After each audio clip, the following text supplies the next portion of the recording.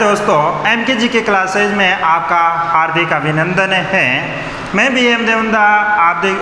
आज हम देखेंगे भारत के भौतिक विभाग हैं, उनमें पिछले वीडियो हैं उनमें देख लिया था उत्तरी पर्वतीय प्रदेश है। आज हम देखेंगे उत्तर का विशाल मैदान है। तो सबसे पहले देखें उत्तर का विशाल मैदान की कौन कौन सी कुछ मुख्य बातें हैं। वो जैसे विस्तार है वो कितना है, लंबाई चौड़ाई कितनी है, इसका ढाल है वो किस प्रकार से है, या फिर इसको अन्य किन किन नामों से जाना जाते हैं। तो सबसे पहले देखें उत्तर का जो विशाल मैदान है उसको कहा जाता है भारत का विशाल खेत या फिर भारत का हृदय। तो देखें उत्तर का जो विशाल मैदान है उसको किन नामों से जाना जाता है या उपनाम हैं वो कौन कौन से हैं। तो एक तो कहा जाता है भारत का विशाल खेत या भारत का हृदय है वो कहा जाता है। उसके बाद देखें कि जो भौतिक प्रदेश हैं उनके जो क्षेत्रफल की दृष्टि से देखें तो कौन सा स्थान आता है। तो जो उत्तर का विशाल मैदान है क्षेत्रफल की दृष्टि से भारत का दूसरा सबसे बड़ा भौतिक प्रदेश है। पहला भौतिक प्रदेश है कौन सा है, तो वो आता है दक्षिण का जो प्रायद्वीपीय भाग है वो नंबर 1 पर आता है, और क्षेत्रफल की दृष्टि से दूसरा भौतिक प्रदेश है वो आता है उत्तर का विशाल मैदान। तो दूसरी मुख्य बात है वो हो गई भारत का क्षेत्रफल की दृष्टि से, क्षेत्रफल की दृष्टि से दूसरा बड़ा भौतिक प्रदेश है वो है। उसके बाद है कि इसका निर्माण या उत्पत्ति है वो किस प्रकार से हुई। तो उत्पत्ति के संदर्भ में देखें तो जो हमने उत्तरी पर्वतीय प्रदेश पढ़ा था उसमें पढ़ा था कि शिवालिक के दक्षिणी भाग में, यानी कि ये जो भाग है इस भाग में एक खाई है या एक भ्रंश है वो स्थित था और उसका नाम था HFF भ्रंश। इस HFF का विस्तृत भाग है उसमें हिमालय की तरफ से आने वाली नदियां और इधर दक्षिणी प्रायद्वीप की तरफ से आने वाली नदियां हैं अपने अवसादों का निक्षेप है वो की, और जिसके परिणाम स्वरूप इस भौतिक प्रदेश की उत्पत्ति है वो हुई। तो उत्पत्ति के संदर्भ में देखें हिमालयी और प्रायद्वीपीय भारत की नदियों के अवसाद निक्षेप के द्वारा, अवसाद निक्षेप के द्वारा इस भौतिक प्रदेश का निर्माण है वो हुआ। इसके अलावा देखें तो भारत का सबसे नवीन भौतिक प्रदेश है वो भी किसको माना जाता है, इसी उत्तर के विशाल मैदान को माना जाता है। तो भारत का सबसे नवीन, भारत का सबसे नवीन भौतिक प्रदेश है वो कौन सा है, उत्तर का विशाल मैदान है वो भारत का सबसे नवीन भौतिक प्रदेश माना जाता है। इसकी उत्पत्ति है वो हिमालय के बाद है वो हुई थी। इसके बाद देखें कि इसका क्षेत्रफल है वो कितना है, यानी कि भारत की कितने क्षेत्रफल पर यह है फैला हुआ है। तो भारत के लगभग क्षेत्रफल के लग है वो है 3200 किलोमीटर। लंबाई की बात करें तो लंबाई आती है इसकी 3200 किलोमीटर, और चौड़ाई की बात करें तो औसत जो चौड़ाई है वो मानी गई है 150 किलोमीटर। ध्यान रखना उत्तर का जो विशाल मैदान है वो पश्चिमी भाग में अधिक चौड़ा है और पूर्वी भाग में सकरा है। यानी कि इधर देखें तो इधर इसकी चौड़ाई अधिक देखने को मिलती है, जैसे जैसे हम पूर्व की ओर बढ़ेंगे वैसे वैसे इसकी चौड़ाई है वो कम होती जाएगी। उसके बाद देखते हैं उत्तर का विशाल मैदान का वर्गीकरण। तो वर्गीकरण दो आधारों पर किए जाते हैं, एक किए जाते हैं भौतिक आधार पर है और दूसरा किए जाते हैं प्रादेशिक आधार पर। भौतिक आधार पर जो वर्गीकरण किए जाते हैं उसको कहा जाता है भौगोलिक वर्गीकरण या भौतिक वर्गीकरण है, जबकि प्रदेशों या राज्यों के आधार पर जो वर्गीकरण किए जाते हैं उसको कहा जाता है प्रादेशिक वर्गीकरण है। तो सर्वप्रथम हम देखेंगे उत्तर के विशाल मैदान का भौतिक वर्गीकरण।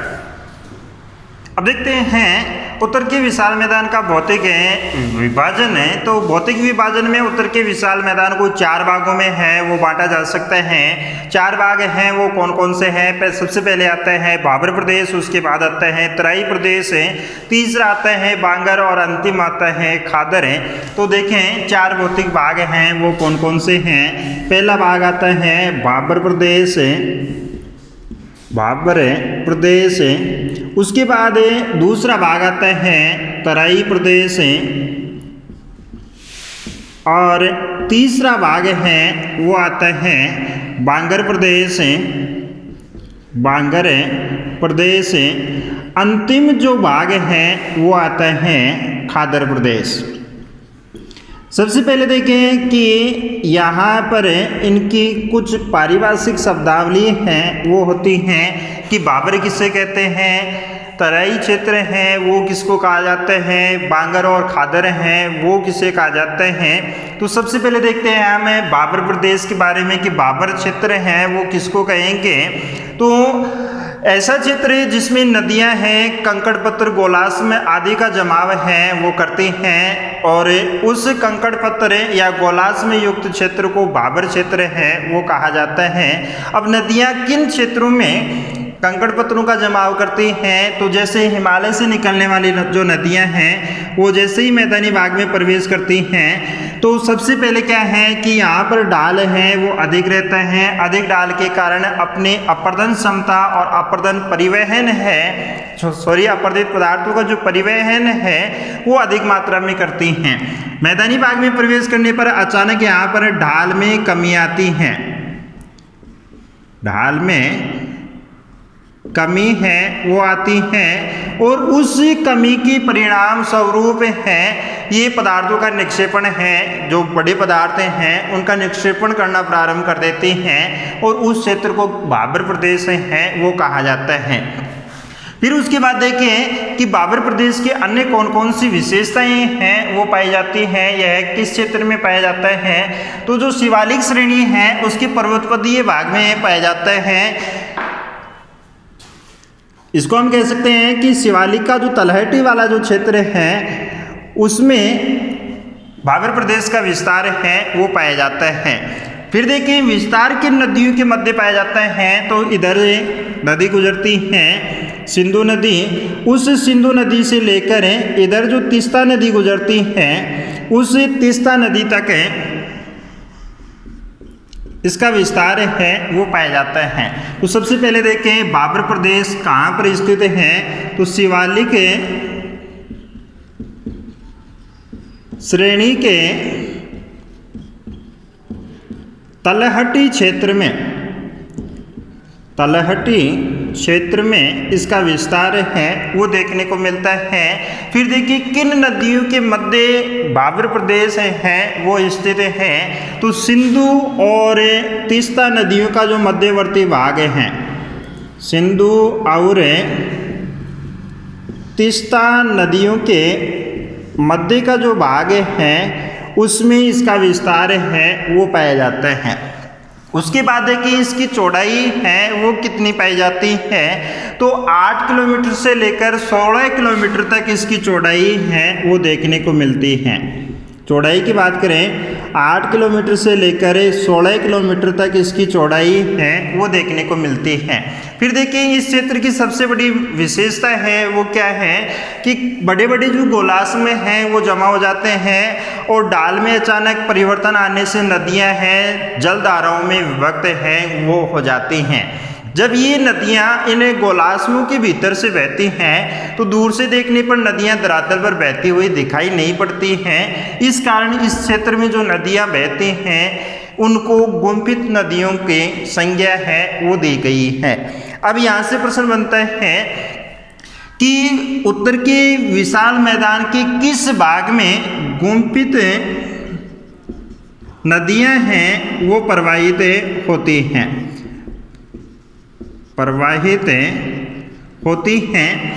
तो जो बाबर प्रदेश है उसमें गुम्फित नदियां हैं वो प्रवाहित होती हैं। बाबर क्षेत्र शिवालिक श्रेणी के तलहटी क्षेत्र में स्थित है। सिंधु और तीस्ता नदियों के मध्य पाए जाते हैं। चौड़ाई 8 से लेकर 16 किलोमीटर के तक पाई जाती है। और सबसे बड़ी विशेषता है कि गुम्फित नदियां हैं वो इसमें पाई जाती हैं। उसके बाद सेकंड प्रदेश आता है तराई प्रदेश। तो इस बाबर के दक्षिण में, बाबर के दक्षिण में ये जो भाग हैं ये तराई क्षेत्र हैं वो कहलाता है। बाबर के दक्षिण का जो भाग है वो तराई क्षेत्र कहलाता है। यहाँ पर क्या होता है कि नदियाँ पुनः धरातल पर प्रकट होती हैं। कोलास में यहाँ पर पाए नहीं जाते हैं, तो नदियाँ धरातल पर प्रकट हुई जिस कारण यहाँ पर दलदली क्षेत्र का निर्माण हो जाता है। और उस दलदली क्षेत्र को तराई क्षेत्र की संज्ञा है वो दी गई है। यहाँ पर देखें तो जैव विविधता है वो अधिक मात्रा में देखने को मिलती है। उत्तर का जो विशाल मैदान है उस मैदान के जो भौगोलिक वर्गीकरण है या जो भौगोलिक पार्ट हैं उनमें सर्वाधिक जैव विविधता है वो देखने को मिलती है तराई क्षेत्र में। यहाँ पर देखें तो इसकी जो चौड़ाई है वो पाई जाती है 15 से लेकर 30 किलोमीटर तक। अब दोबारा से देखें कि तराई जो प्रदेश है वो कहाँ पर स्थित है, तो बाबर के दक्षिण में स्थित है। बाबर प्रदेश के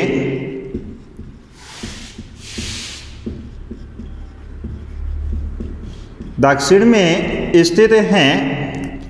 उसके बाद देखें कि इसकी चौड़ाई है वो कितनी पाई जाती है, तो चौड़ाई पाई जाती है 15 किलोमीटर से लेकर 30 किलोमीटर तक।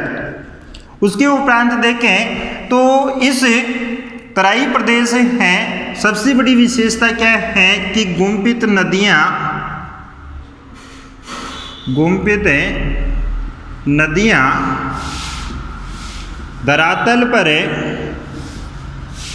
धरातल पर पुनः प्रकट होने लगती हैं।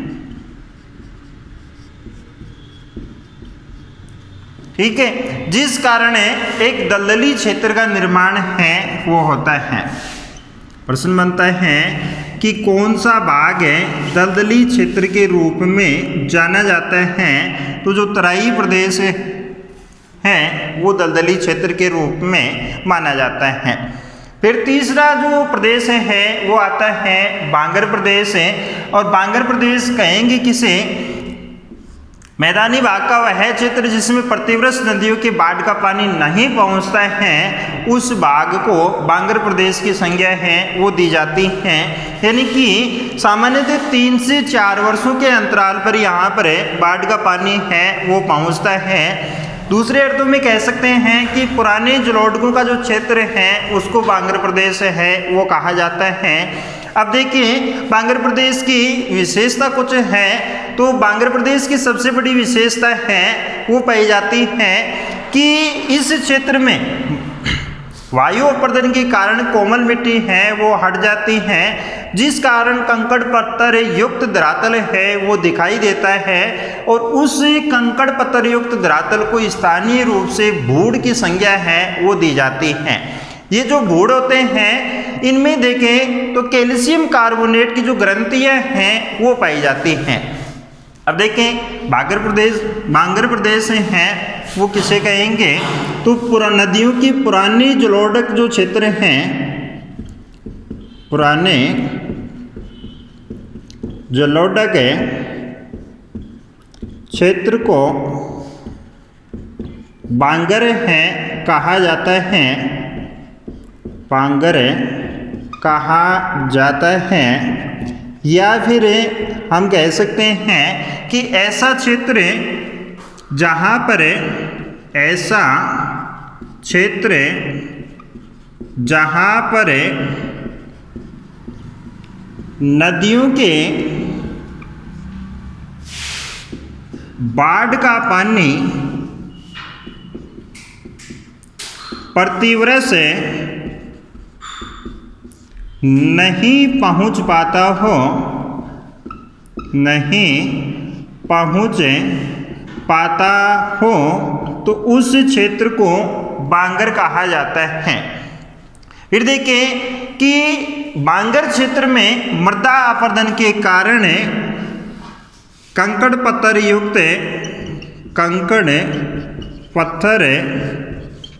युक्त धरातल है दिखाई पड़ता है तो उस धरातल को स्थानीय रूप से भूड़ की संज्ञा है वो दी जाती हैं। और इस भूड़ क्षेत्र में क्या पाया जाता है, कैल्शियम कार्बोनेट की ग्रंथियां हैं वो पाई जाती हैं। कैल्शियम कार्बोनेट की ग्रंथियां हैं वो देखने को मिलती हैं। ये था बांगर प्रदेश। उसके बाद है अगला प्रदेश आता है खाद्र प्रदेश। तो खाद्र प्रदेश है वो होता है नवीन जलोढ़ों का क्षेत्र है, यानी कि यहाँ पर प्रतिवर्ष नदियों के बाढ़ का पानी है वो पहुँचता है। साथ ही साथ देखें तो नदियों के द्वारा प्रतिवर्ष नवीन काप मिट्टी का जो जमाव है वो किया जाता है। और इस क्षेत्र की सबसे बड़ी विशेषता है कि ये जो चार भौतिक प्रदेश हमने बांटे हैं उनमें सर्वाधिक उपजाऊ क्षेत्र है वो कहलाता है खाद्र प्रदेश। तो देखिए खाद्र प्रदेश है वो होता क्या है, तो नदियों द्वारा जो नए जलोढ़ों की मिट्टी होती है उसको खाद्र कहा जाता है। नदियों द्वारा नवीन जलोढ़ों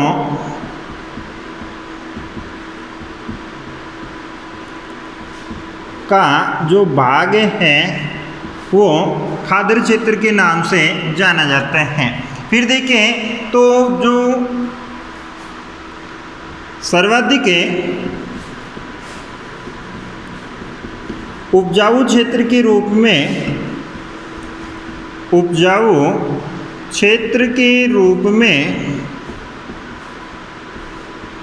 माना जाता है। क्यों माना जाता है सर्वाधिक उपजाऊ क्षेत्र के रूप में, तो यानी कि यहाँ पर नदियों के द्वारा प्रतिवर्ष काप मिट्टी है उसकी परत है वो बिछाई जाती है। कौन सी मिट्टी बिछाई जाती है, नदियों के द्वारा काप मिट्टी है वो बिछाई जाती है। ये था उत्तर के विशाल मैदान का भौगोलिक वर्गीकरण है। अब देखिए वर्तमान में इस जो क्षेत्र है यानी कि ये जो खाद्र प्रदेश है या फिर देखिए खाद्र और जो बांगर प्रदेश मुख्य रूप से इन दोनों की प्रमुख समस्याएं हैं वो कौन कौन सी हैं। तो एक तो हरित क्रांति के कारण रासायनिक उर्वरकों का प्रयोग है वो अधिक मात्रा में किया गया, जिस कारण वर्तमान समय में यह क्षेत्र है अनुपजाऊ भूमि के रूप में परिवर्तित है वो हो रहा है। तो पहली समस्या है वो हो गई उर्वरता की कमी। दूसरी जो समस्या है वो है लवणीयता की समस्या। और तीसरी जो समस्या है वो है सेम की समस्या। ये तीन समस्याएं हैं इस क्षेत्र में देखने को हैं वो मिल रही हैं। अब देखें दोस्तों, यदि हमारा आज का वीडियो अच्छा लगे तो हमारे वीडियो को लाइक करें, शेयर करें और हमारे YouTube चैनल MKGK क्लासेज को सब्सक्राइब करें।